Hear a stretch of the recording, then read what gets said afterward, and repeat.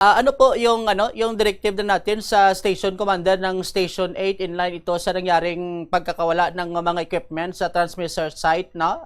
Sa may area sa Lubok, Lapos, Colonel Parilla, sir. We have directed na, no?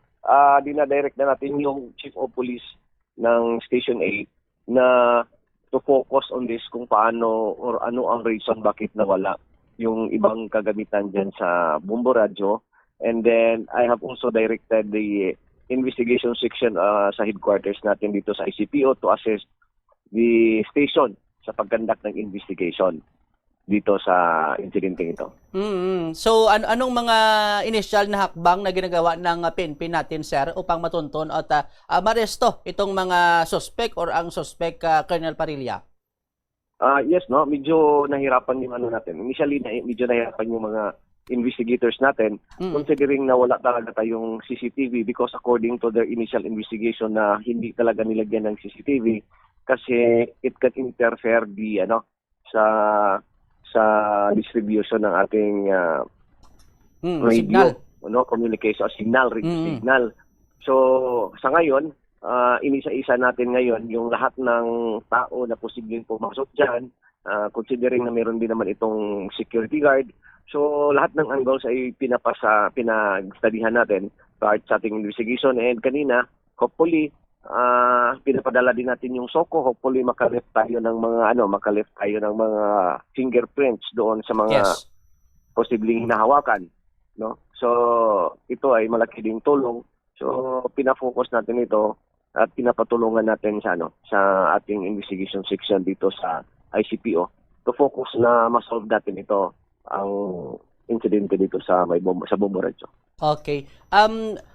Maliban dyan sa area, sir, no, sa compound, mayroon na pa tayong nakalap na mga CCTV footage malapit sa area na pwedeng magamit, no, bilang instrumental karon sa investigation na Colonel Parilla, sir?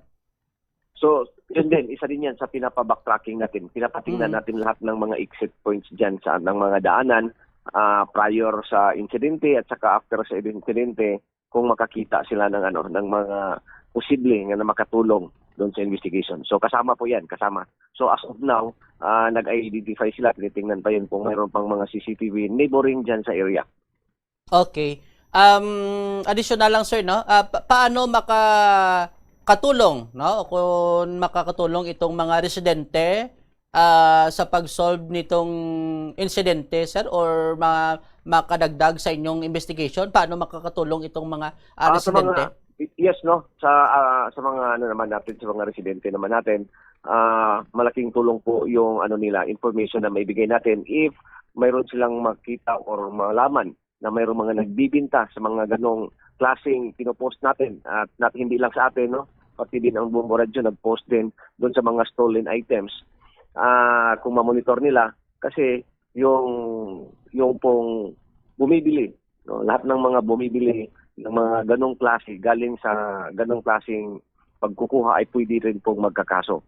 So sa atin pong mga kababayan na may alam tungkol doon sa mga bumibili or nagbibinta ng mga ganong klaseng pinipresent natin na mga nawawala na mga item, ay pwede po silang magsumbong dito sa ating office para po sa agarang action po natin at makakatulong din po sa ating investigation. Yung mga tanso, no, na kuha doon, sir, pwede nila i-report? Yes, to include sa mga bumibili ng scrap, or sa mga lugar na pwedeng, o mga tao na bumibili na pwedeng magamit nila for personal use, yung mga nawawala. So ating pong pinagbabawal po yun. Pwede po silang makasuhan. So kung sila po ay may alam, pwede po silang lumapit kaagad sa station or dito sa ating headquarters para po sa ma-actionan at makatulong po sila sa ating investigation. Sir, ano po yung assurance na if ever na meron daw witness or parang makasabwat sa nangyari at gustong sumuko, anong assurance na walang mangyaring masama sa kanila, sir? Ay, yun po ay ating 100% po natin ang assurance natin diyan na wala pong mangyayaring masama. Ating po yan po ang assurance natin. Tutulungan po natin kung ano yung gagawin natin para doon sa sa mga pwedeng makapagbigay or mayroong magsabi or magsabi na may susuko or they have knowledge doon sa mga insidente ay ito lang Yes. po assurance natin na wala pong mangyayaring masama po.